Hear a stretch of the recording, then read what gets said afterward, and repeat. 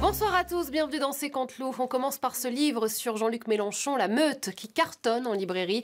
D'ailleurs, on n'entend plus parler du leader de la France Insoumise. Gna gna gna, on n'entend plus Mélenchon, mais faudrait savoir ce que vous voulez, vous les journaleux. Quand je gueule, on m'entend trop et ça vous énerve. Et quand je me tais, que je me fais discret comme ici dans ma maison de campagne, ça vous énerve aussi. Non, mais on a l'impression que quelque chose s'est cassé. Les Français ne veulent plus de Marine Le Pen et attendent Jordan Bardella.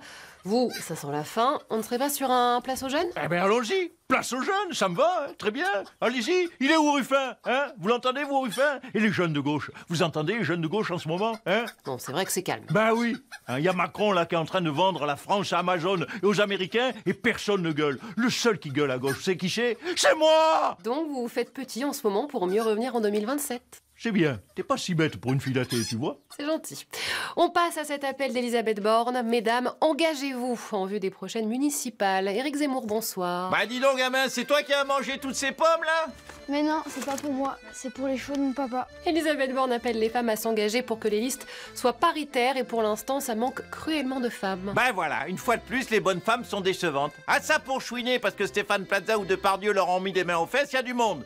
Mais pour diriger une petite ville de 20 000 habitants, ben voilà, il n'y a plus personne. Qu'est-ce que vous racontez encore? Ben la vérité, comme d'habitude, madame. Quand je vous dis que la place de la femme est en cuisine, vous gueulez. Mais par contre, pour aller bosser en mairie tous les jours, vous voulez pas non plus. Alors déjà, à Paris, c'est une maire depuis 11 ans et il y a de grandes chances que la prochaine le soit aussi avec Rachida Dati. Ah ben Paris, évidemment, c'est la ville où il y a la Fashion Week. Alors elles se disent, tiens, si je suis maire, je serai invité au premier rang. Ah mais comme il n'y a pas la Fashion Week, ni à Quimper, ni à Beauvais, ben là, il n'y a plus personne. Non, soyons sérieux. Borne, elle dit, mesdames, engagez-vous. Mais non, moi je dis, mesdames, restez en cuisine. Et pour une fois, il n'y a pas une voiture qui est là pour me faire fermer ma gueule. La musique adoucit les mœurs. Et puis, on l'a appris cette semaine, Marc-Olivier Fogiel fera son grand retour sur RTL à la rentrée pour reconquérir la place de première radio de France. Tout de suite, la vie de Pascal Praud, regardez. Et la radio me vantait Un truc débile qui m'endormait sur la route de Memphis. Bonsoir à tous.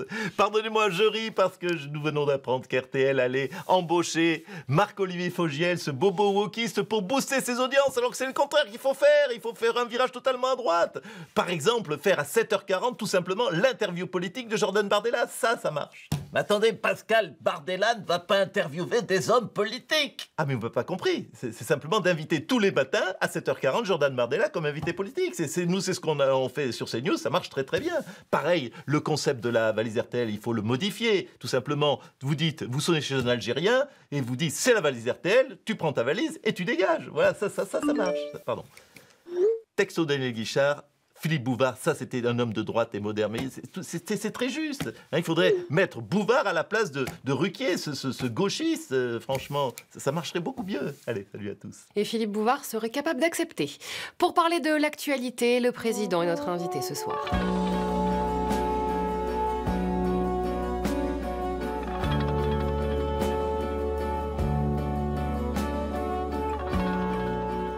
Emmanuel Macron, bonsoir. L'Assemblée nationale examine en ce moment un projet de loi pour la simplification de la vie économique. Le but est de faciliter la vie des entreprises. Tout à fait. Bonsoir chères entreprises, bonsoir chers patrons, bonsoir chers PME et bonsoir aussi aux autres, là, les losers qui ne servent à rien. Oh, tu arrêtes, Emmanuel. Ah bah, je rigole, bébé. Alors, ça consiste en quoi, ce projet de simplification? Alors justement, je vous ai apporté le dossier afin que vous compreniez mieux. Ce projet s'articule donc en 2 volets principaux. Je vais vous lire donc le premier volet.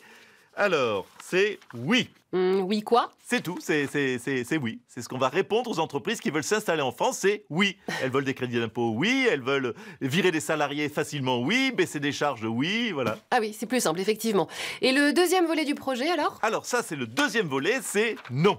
C'est celui qui concerne les salariés. Un salarié veut quelque chose, et ben c'est non. Reconnaissez que là, franchement, on a fait simple. Tiens, ta tasse. Ah mais c'est ta tasse, ça, avec un B comme Brigitte. Non, c'est B comme Boulard. Il y avait B comme bourrichon aussi. François Hollande, un commentaire. Macron voleur. Voilà, c'est pour ça que je suis en train de porter plainte. Le choc de simplification, c'était mon idée quand j'étais président. Et vous avez simplifié quoi? Ah bah ça, je m'en souviens plus, vous savez, c'était il y a longtemps. De toute façon, à mon époque, tout allait tellement bien, on n'avait pas besoin de simplification. Mais oui, c'est vrai, la vie était si belle à votre époque. Jean-Luc Mélenchon, que la seule personnalité de gauche qui parle soit François Hollande, ça doit vous donner envie de gueuler? Non, je fais une cure de silence, merde. Revenez en 2026. Bon bah, Pascal Praud, le mot de la fin. Ben voilà, Zemmour, ça c'était le temps béni d'RTL. C'est lui qu'il fallait faire revenir, pas Fogiel. Là on se serait dit vivement la rentrée. Eh ben, c'est ce qu'on va se dire, nous. Vivement la rentrée. Allez, salut à tous. Don't know what really happens at the end of the road.